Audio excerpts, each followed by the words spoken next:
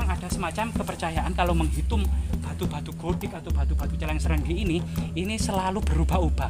Ada yang kemudian ini yang sedang bertapa membatu ini kita kembali, ternyata di Kayangan pada waktu yang sama ketika Arjuna bertapa digonjang-ganjing, diserang oleh raksasa yang bernama Guys, jangan lupa like, subscribe, dan komen ya kan.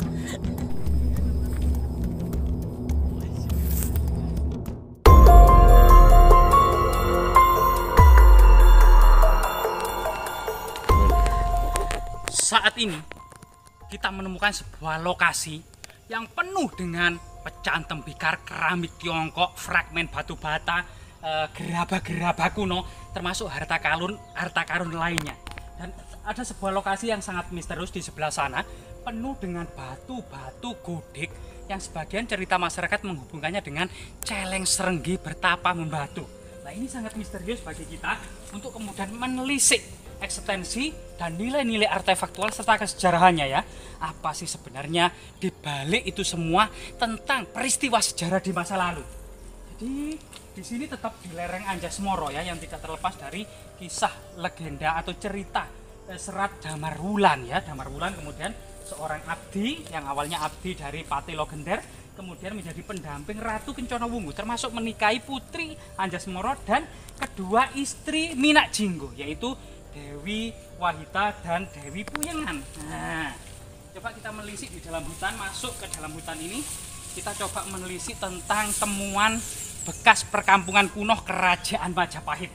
Nah ini, jadi di sini kita akan mencoba apa sih yang dimaksud dengan celeng serenggi bertapa membatu di bukit ini. Coba ya ini. Jadi di sini ada beberapa jejak batu yang sangat misterius ya. Seperti seakan-akan turun dari langit sekitar jutaan atau ribuan tahun yang lalu. Dan ini sangat misterius sekali. Nah, coba kita jemok atau kita demek atau kita pegang. Ini batu apa ini? Seperti ini coba. Bentuknya memang seperti zat besi, seperti besi ya, tambang besi ya. Tapi kemungkinan ini adalah banyak sekali sesuatu yang sangat aneh. Bahkan bentuknya itu seperti gendang ya. Blang tuplak-tuplak, tak tuplak blang, nah gitu. Atau kemudian tang jombang tuku gedang-gedangnya tak tugel-tugel. Nah ini kayak gendang, tapi masyarakat mengenalnya dengan batu celeng. Ini ada yang lebih kecil ini ya. Nah ini coba kita menelisik ke sana kan yang lebih besar.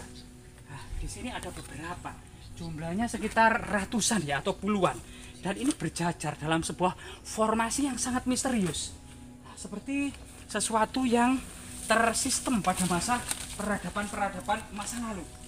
Sedangkan kemudian artefak pendukungnya di area ini kita akan menemukan banyak sekali pecahan-pecahan tembikar. Nah, seperti ini.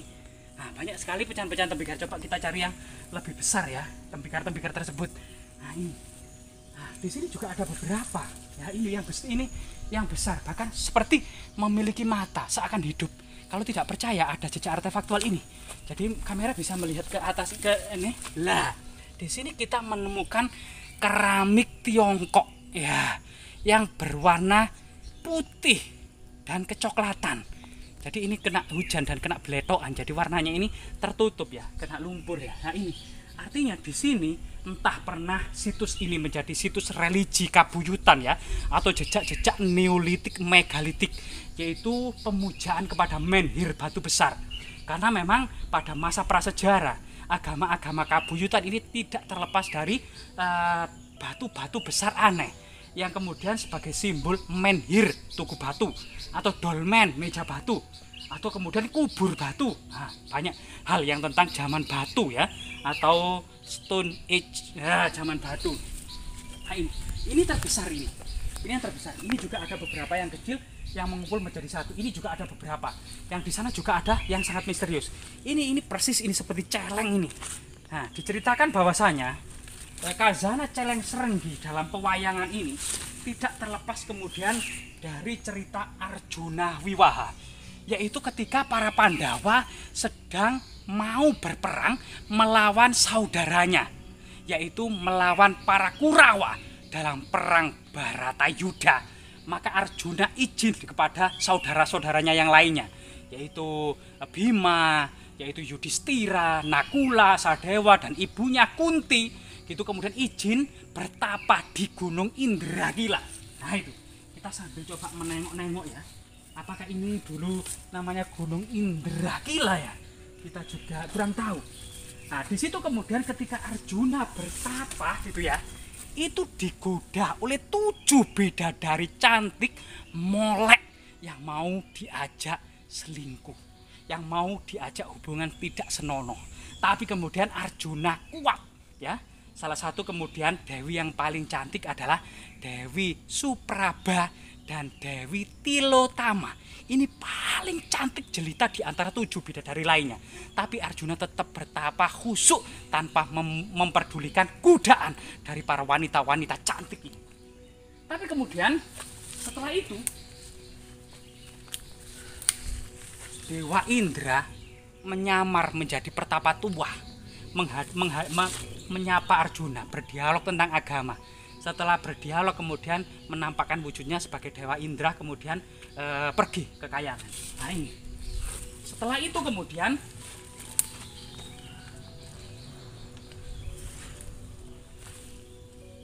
Arjuna kemudian didatangi celeng serenggi yang besar dengan taring yang sangat ganas. Kemudian Arjuna memanggil anak panah dan panahnya memanah. Tapi dalam waktu bersamaan 2 anak panah tembus di perut celeng serenggi di titik yang sama. Ada pertapa tua yang kemudian mengatakan dan mengklaim, aku yang telah membunuh dan berhasil mendapatkan celeng serenggi itu. Tapi Arjuna juga mengatakan, ini panah saya. Karena di lubang yang sama ini ada 2 panah. Setelah itu kemudian eyel-eyelan, kemudian sang pertapa tua tersebut menampakkan diri sebagai Dewa Siwa, sehingga kemudian pergi ke Kayangan. Kemudian ternyata ini artefak pecahan tembikar yang banyak ya di sini. Kemudian di sini memang ada situs religi dan di sini ada kaca ya. Nah, ini kaca ini sangat langka. Nah, dan bentuknya itu sangat kuno. Dan kaca ini belum dihasilkan di negeri Tiongkok pada masa kerajaan Majapahit. Hanya Damaskus saja yang menghasilkan kaca. Artinya memang perdagangan di Trowulan, di Canggu dan Surabaya atau Ujung Galuh ini merupakan perdagangan internasional yang didatangi para pedagang dalam pelayaran samudra yang sangat luar biasa sekali, baik dari saudagar dari Tiongkok, dari India, dari Arab, dari Persia ya, maupun dari Mesir maupun dari Romawi, Bizantium. Ini sesuatu yang sangat luar biasa sekali dan patut dibanggakan. Dari sinilah kemudian Majapahit memiliki jiwa besar. Bahkan Hayam Wuruk tahun 1358 Masehi mengeluarkan prasasti Canggu atau Trowulan yang menjamin semua pelabuhan dibebaskan dari segala pajak, cukai dan pungutan agar semua berdagang dengan mudah di Majapahit. Sebagai hasilnya kemudian banyak para saudagar di luar negeri itu memberikan cendramata yang banyak, memberikan kain sutra, porselen, emas, permata sebagai kemudian tanda persahabatan karena sudah diberi kemudahan dan dibebaskan dari segala cukai dan pajak. Ya, kembali lagi kemudian di antara batu-batu celeng serenggi ini yang sedang bertapa membatu ini, kita kembali ternyata di Kayangan pada waktu yang sama ketika Arjuna bertapa digonjang-ganjing, diserang oleh raksasa yang bernama raksasa Niwata Kawaca. Nah, para dewa tidak berhasil membunuh raksasa ini. Kok bisa ya? Termasuk Dewa Indra mau kalah, Dewa Wisnu, Dewa Brahma, Dewa Siwa mau kalah. Dan solusinya para dewa ini bermusyawarah harus minta bantuan kepada manusia. Loh kok bisa? Dewa ini harus minta bantuan kepada manusia. Ini artinya memang manusia itu sebenarnya artinya siapa yang peduli kepada dewa gitu ya.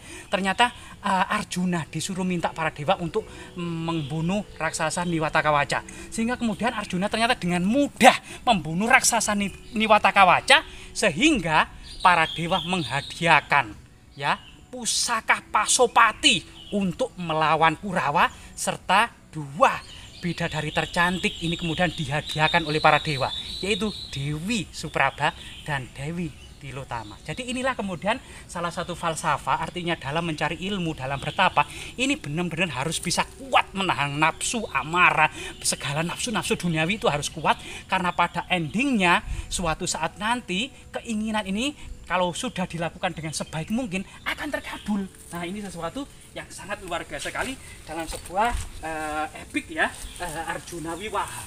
Arjuna Wiwaha sebenarnya di Jawa ini ditulis Empu Kanwa ya pada masa Kadiri. Jadi Empu Kanwa sendiri itu ternyata seorang brahmana yang sakti, yang ilmunya tinggi dan sangat-sangat rendah hati. Karena dalam Manggala kitab Arjuna Wiwaha, yaitu Empu Kanwa itu menulis, sang penulis hanyalah sebutir debu di bawah alas kaki sang jagat kirana. Artinya sang penulis seorang empu yang sakti ini merendahkan diri hanya sebutir debu di bawah alas kaki yang maha kuasa. Jadi sangat luar biasa sekali ini. Lah itu terbesar gitu ya. Dan ini banyak di sana. Jadi kalau kita hitung sekitar memang banyak ya. Dan memang ada semacam kepercayaan kalau menghitung batu-batu godik atau batu-batu celeng serenggi ini selalu berubah-ubah. Ada yang kemudian menghitungnya itu 70, ada yang menghitungnya 78, ada yang menghitung 68. Jadi berubah-ubah terus. Nggak tahu ini salah satu kemudian pamali ya, atau kemudian cerita-cerita mistis yang masih berkembang di tengah-tengah masyarakat kita ya. Nah ini, jadi batu-batu seperti ini dan lain sebagainya ini memang di pedalaman hutan ini yang dekat dengan area yang banyak sekali mengandung artefak-artefak kuno, jejak perkampungan kuno kerajaan Majapahit. Jadi di sini memang banyak hal dalam kemudian keindahan alam, oksigen murni yang tinggi, dan kejayaan Nusantara di masa lalu, serta kemudian nilai-nilai kearifan lokal ya, lokal jenius yang ada dan terus kita pelajari, terutama seperti apa sih kehidupan sosial, kemudian ekonomi, kehidupan yang ada di kerajaan Majapahit pada masa lalu, selain kemudian falsafah Bhinneka Tunggal Ika, persatuan Nusantara ya, dan tokoh-tokoh yang terbaik seperti Mahapati Gajah Mada atau Rakyat Pumada atau Empu Aditya, Hayam Wuruk ya, begitu juga Breh Tumapel, Breh Wengker ya, termasuk kemudian sang Ibu Suri Gayatri Rajapatni. Ini salah satu juga nenek tua yang berada di balik kesuksesan kerajaan Majapahit. Sang nenek Gayatri Rajapatni, nenek dari Hayam Wuruk ini merupakan istri termuda dari Sang Ramawijaya atau Nararya Sang Ramawijaya ya, atau Dia Wijaya yang dikenal dengan Raden Wijaya. Jadi Gayatri Rajapatni ini adalah anak termuda dari Prabu Kertanegara yang pernah melukai Mengki dan mengusirnya karena memang Singosari benar-benar tidak sudi tunduk di bawah kekuasaan Mongol. Ini sebagai harga diri yang patut kita banggakan, sebagai sebuah rasa nasionalis ya yang tinggi serta patriotis akan kemudian kebesaran Nusantara ini dalam sejarah emasnya. Semoga bermanfaat.